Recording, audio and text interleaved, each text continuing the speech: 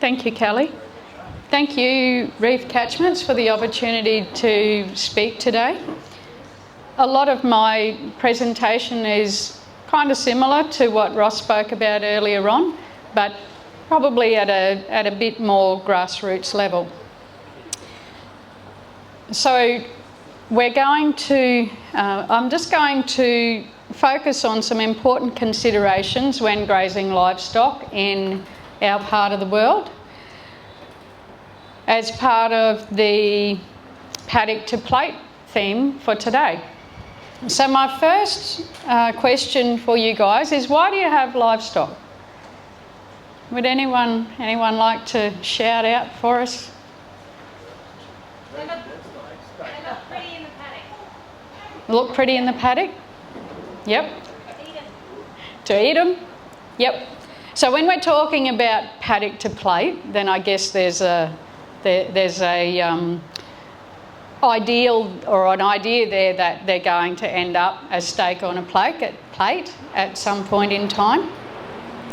So what we want to do, what we're aiming to do, is to convert pasture, which is not something that's terribly edible for humans, into a high quality protein as efficiently as we possibly can.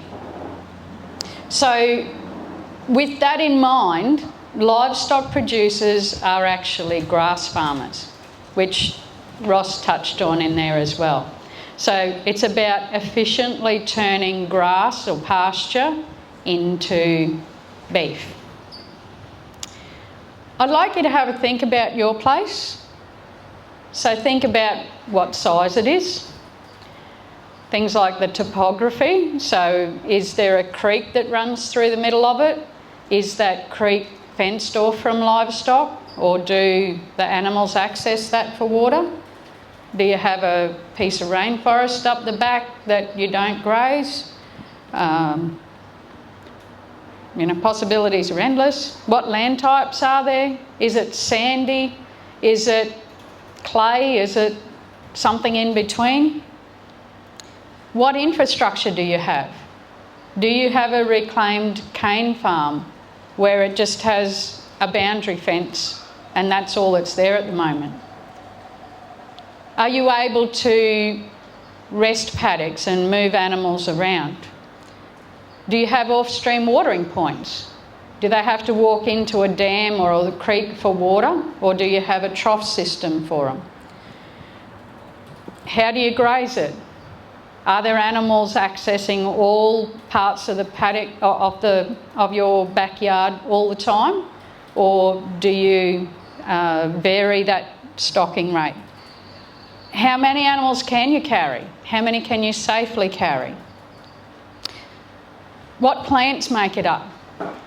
What's the trees like? What sort are they? How dense are they? Is there a regrowth issue? What sort of understory do you have? Is there a fair bit of lantana or sickle pod?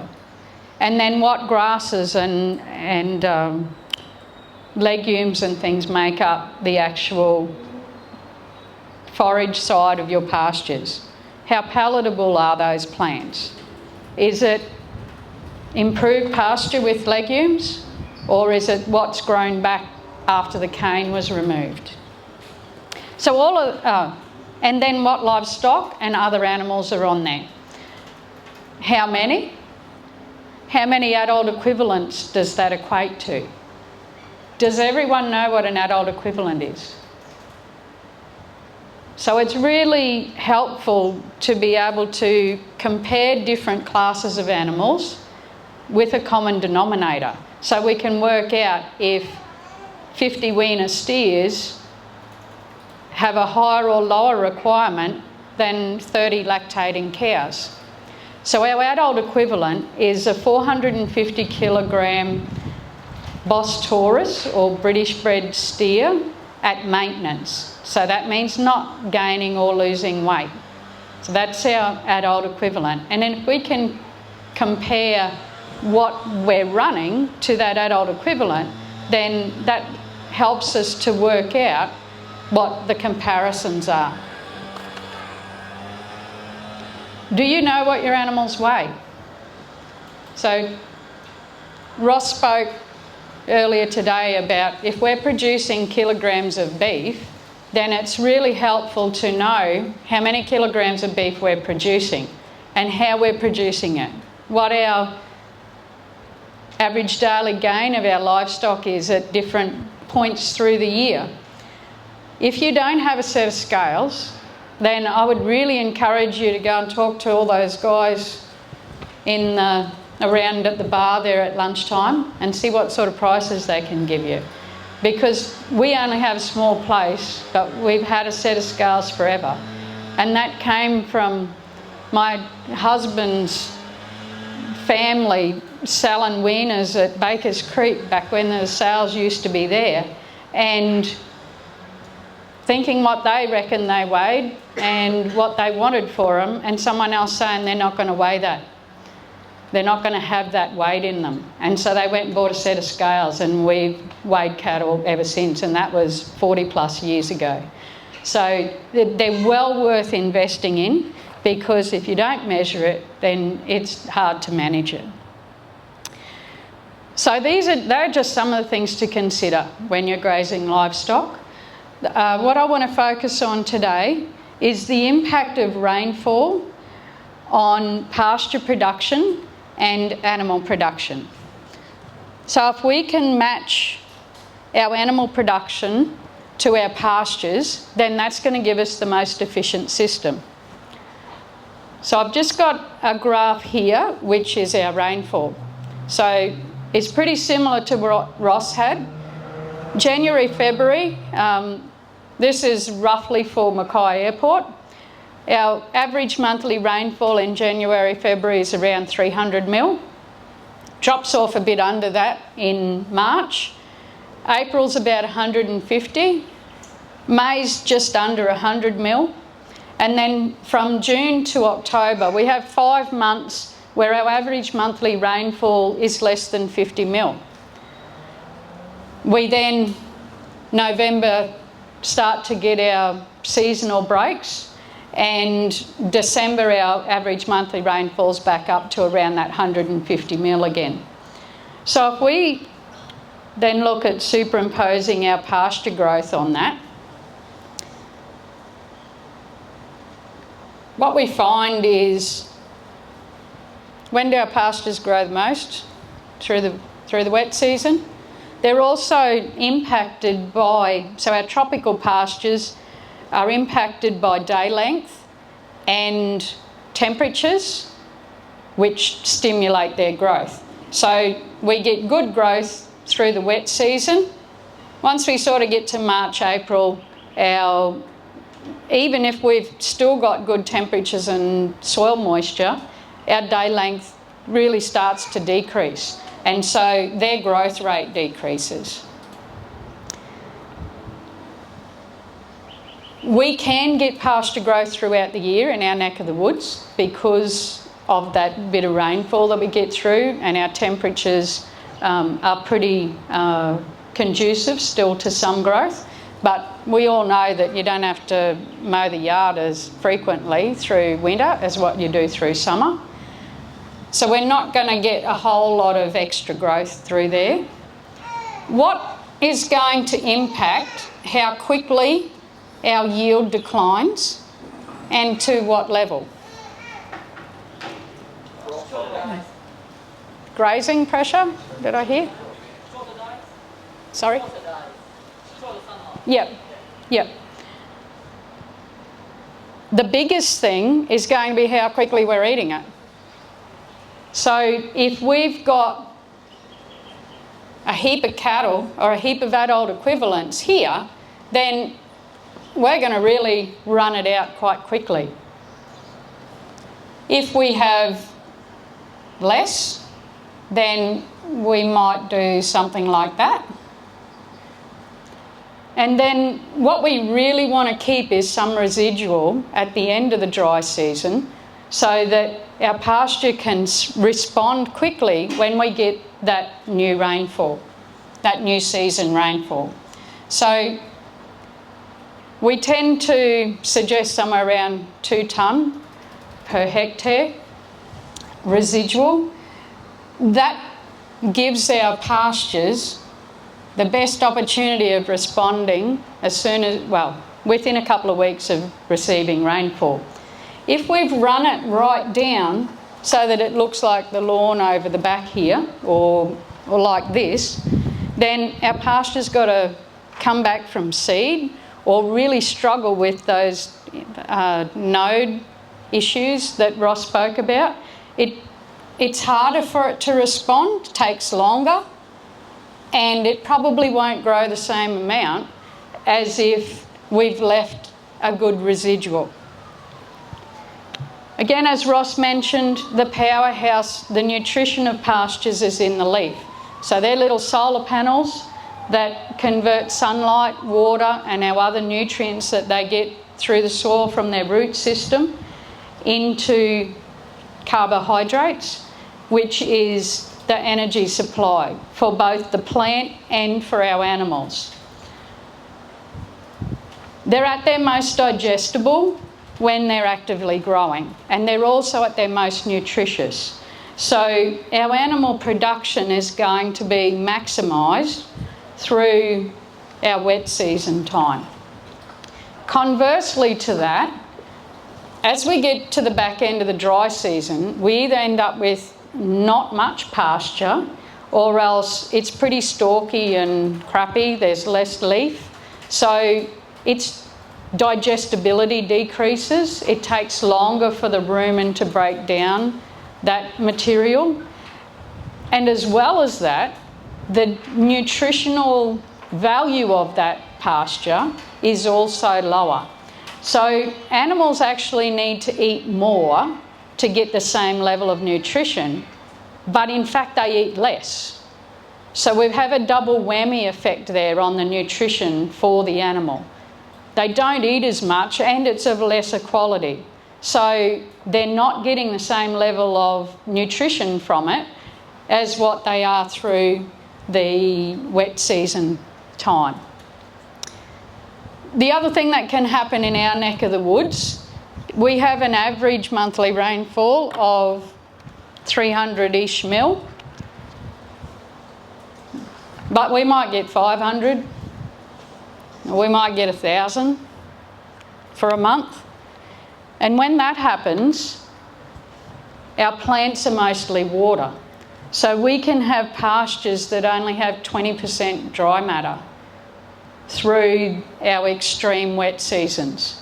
And animals can't eat enough to maintain their growth rates or even just to maintain their current weights during those extreme seasons. There's a picture in the Pasture Photo Standards booklet that you have got in your take-home bags, where there's a 500 kilogram steer with a pile of 84 kilograms of grass in front of him, which is how much he needs to eat every day if it's only 20% dry matter to maintain his weight. That's impossible. So there is benefits, again, just reiterating what Ross said earlier. If you do have some access to some old dry roughage, then that can be really beneficial in these extreme years. But you don't really want to be having to rely on that year in, year out for everything. So if we leave some residual and we have some of those stalks and dry feed, then that will help to fill this roughage gap. But what else tends to happen in our paddocks is by the time we get to February, most of that's decomposed. So it's not, that also might be when you see your stock starting to eat tea tree bark and that sort of thing. It's because they're chasing roughage to help keep the microbes going in their rumen. Alrighty, any questions? Have I lost yous all? All good?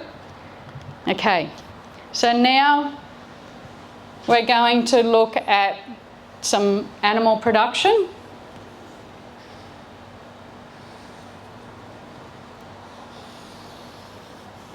So this is a breeder cow.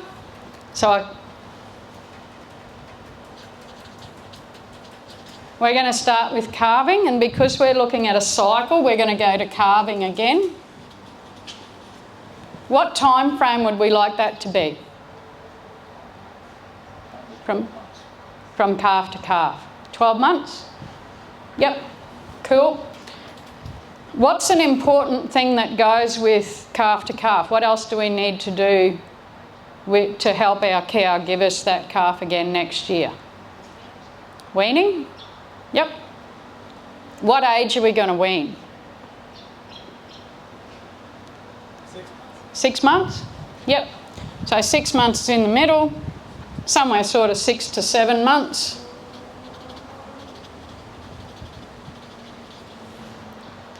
Rightio, so that's our cow production cycle. All animals have a baseline nutrition requirement. So that's, I said, that 450 kilogram steer that's not growing or losing weight. If we have a 450 kilogram cow that's not pregnant or lactating, then, and she's mature, so she's not growing either, then she's going to have similar requirement to that steer. If she weighs 600 kilos, obviously it's going to be higher. If we've got 200 kilo weaners, then it's going to be lower. But we have a baseline nutritional requirement. When this cow calves, her requirements increase. That's probably no surprise to anyone. Milk production is a very nutritionally intensive process.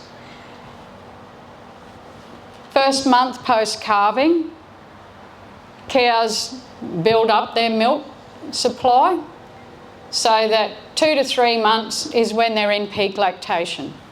And then, regardless of what we do, just as a physiological process, that milk quality and quantity starts to decline after about 3 to 4 months of age of that calf. So that starts to decline through to when we wean. We can just about, like, towards halve that cow's nutritional demand. Taking a weaner off is pretty much equivalent to giving a cow 2 kilograms of grain per day. So that's a really significant thing to help with her maintaining body condition. What else is going to happen? If we want calving at the same time next year, and it's 9.5 months average gestation length of a calf, then we needed her to get in calf back at around 3 months. So that's well and truly while her calf's still at foot. Developing fetus doesn't have much of a energy or nutritional demand on the cow until it gets to about 5 months gestation, and then it increases up to calving, and then up to peak lactation again. So does that all make sense? Yep. Okay.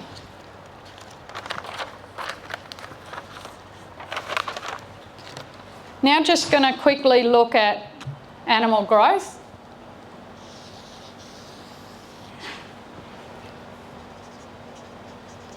So we got birth. Because we're talking about our growing animals, when are we going to convert them to a steak on a plate? What sort of age? So from the Meat Standards Australia eating quality research, where they've done thousands of consumer taste tests, a couple of highlights that they found from that is that animals are at their tastiest. They have the best juiciness, flavour and tenderness when they're on a rising plane of nutrition and when they're young. So once their backbone converts from cartilage to bone, which is called ossification, and the more ossification in that carcass's spine, the lower the eating quality in general of the beast. So if we can get weight for age or more kilos at a younger age, then there is a eating quality benefit to that. I would suggest somewhere around 2.5 years as when we would want to be eating our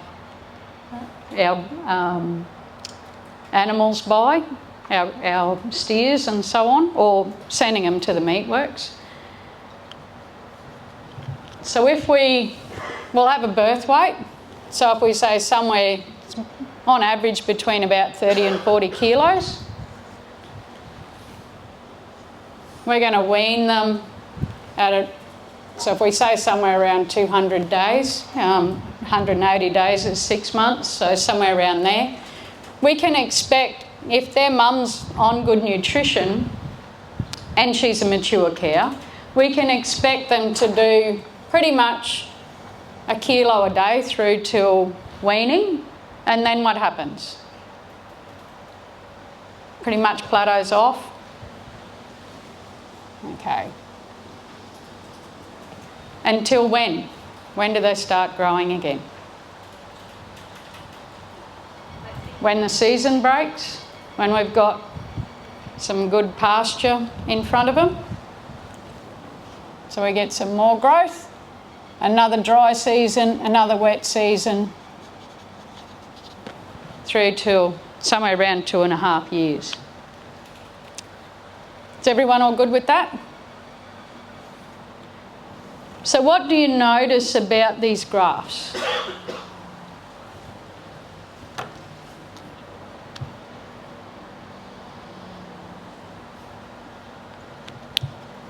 We have a peak here and we have a peak here.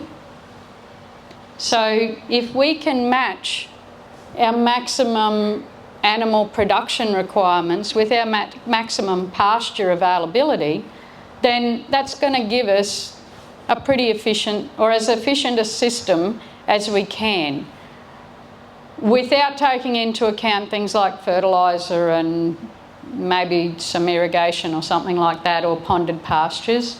They're all things that can help to minimise this nutritional gap at the back end of the season. But just under regular growing conditions or environmental conditions in our part of the world, I would suggest that if we can calve before the wet season, so that as our cows' requirements are coming up to peak, they might not be exactly aligned, but if we can have our peak pasture production to line up with our peak animal production, then, I mean, what do we see happens during the wet season? Cows just can't keep up with that grass, can they? But rather than going and getting more animals, if they're all lactating, then they're actually sort of somewhere up around 1.4, 1.6 at equivalents. We're kind of increasing our stocking rate without actually increasing the number of animals we've got.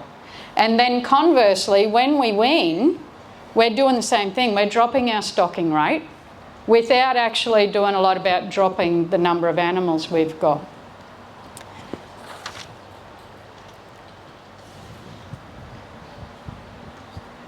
We've also, if we're going to wean, so we've dropped the requirements of our cow, and the requirements of these weaners is going to be somewhere half or less of what that cow's requirements are. So there's opportunity in not being maxed out with breeders, so that we might be able to keep our weaners a bit longer. A couple of things that Kelly sort of asked me to talk about, or suggestions she had for me to talk about today, was the pros and cons of controlled mating versus continuous mating. But rather than actually focus on that, I'd like you to think about this, because if our cows are calving somewhere here, then we don't have a lot of good feed in front of them for them to be able to get back in calf in 3 months for us. We're also, and if we've got scales we can weigh them, what are our calves doing? If they're on mum through here, are they still doing 1 kilo a day?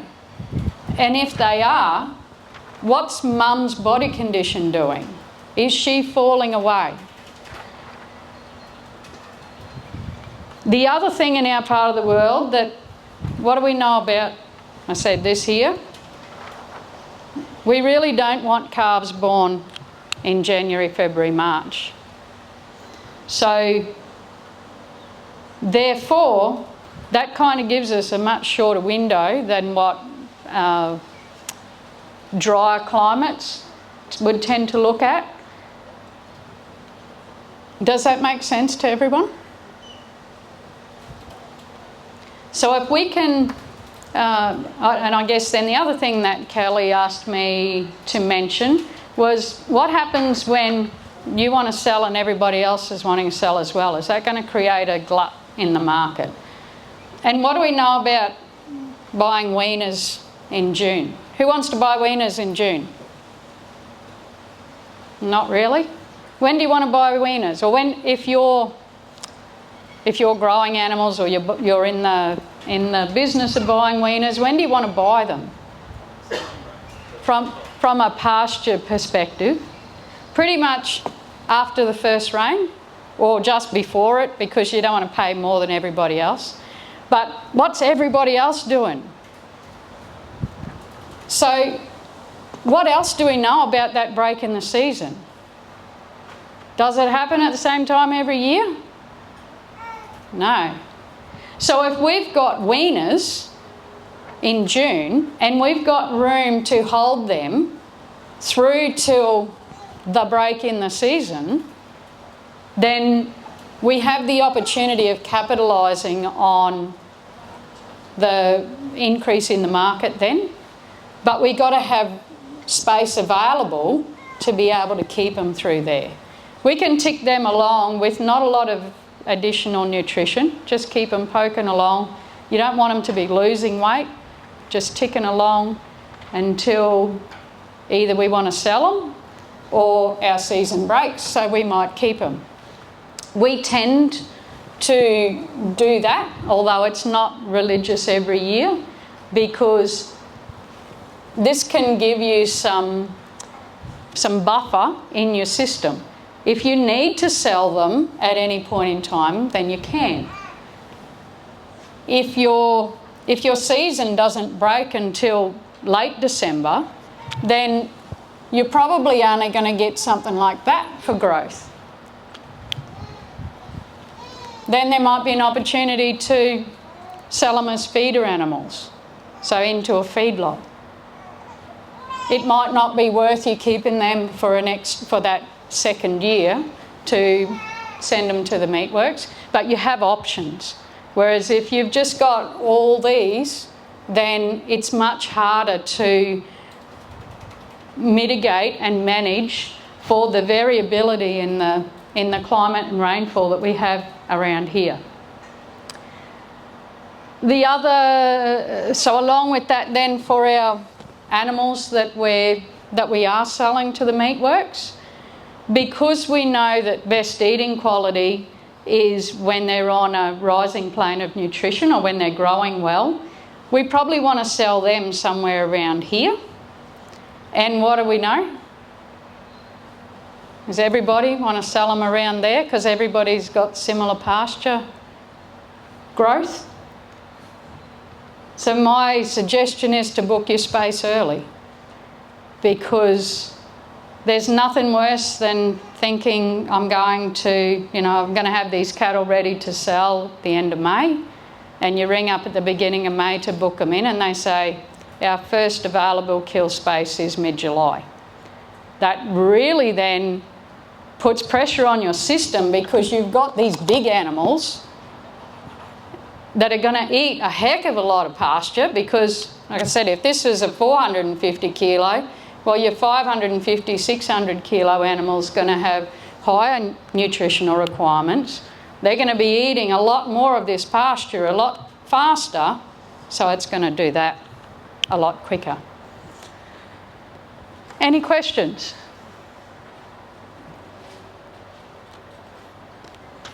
Okay, so, oh, sorry. That works. Oh, I understand what you're saying there, Roxanne. Yep.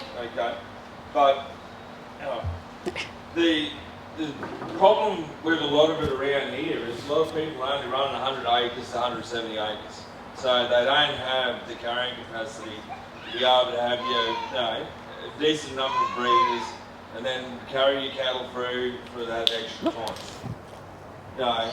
Where I've gone sort of in an opposite direction to what you are saying. I'm calving in July. I'm selling, and I can sell my calves off at 7-8 months old in February, March. So it's the peak of the season. Yep. I'm prepared to put the extra supplement in, which you need to supplement the cattle and your breeders in that dry time. But you're picking the extra dollars up in your cattle when you're at the highest point of your time. Yep, all good. Don't have any arguments with that. How much is it costing to get that system working? And that's fine, it may well be cost effective for your situation. What is your rebreed rates like? How many cows are giving you a calf at the same time 3 years in a row? 85 to 85 to 95%. Yep. So if that's working, excellent. We've done calving from May through till about March over the years, not all at the same time. We've always had some sort of a controlled mating system, but we've varied it. And when I realised this, that's when the system was able to sustain itself. So I decided that I didn't want to put a lot of money into supplementation because we only have a small place and it's never going to it's never going to pay its way. So I want it to be as efficient as possible. And it's certainly about doing the figures. So if you're making enough money out of doing that system, that's excellent. It's I guess it's more risky. So pretty much everything in life's about balance and risk. So it's what level of risk you're prepared to take and how much, what you're prepared to forego and what you're prepared to stick with. So yeah, I'm not saying this is what everybody should be doing hard and fast, no questions asked, but this is what works for us.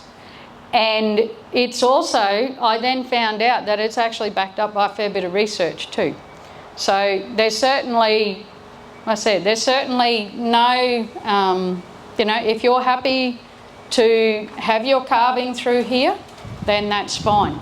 We had cows that calved in May consistently every year, but it just made it easier for our place if we looked at calving around November as our average, and we only actually put the bull in for 5 weeks.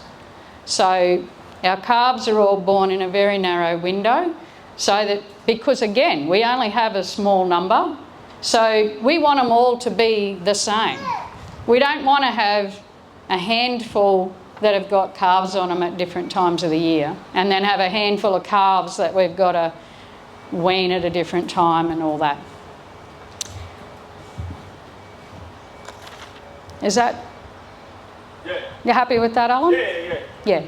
So it's horses for courses. There's certainly, do what works at your place for you, but here's an option which I found is less risky and also fairly cost effective.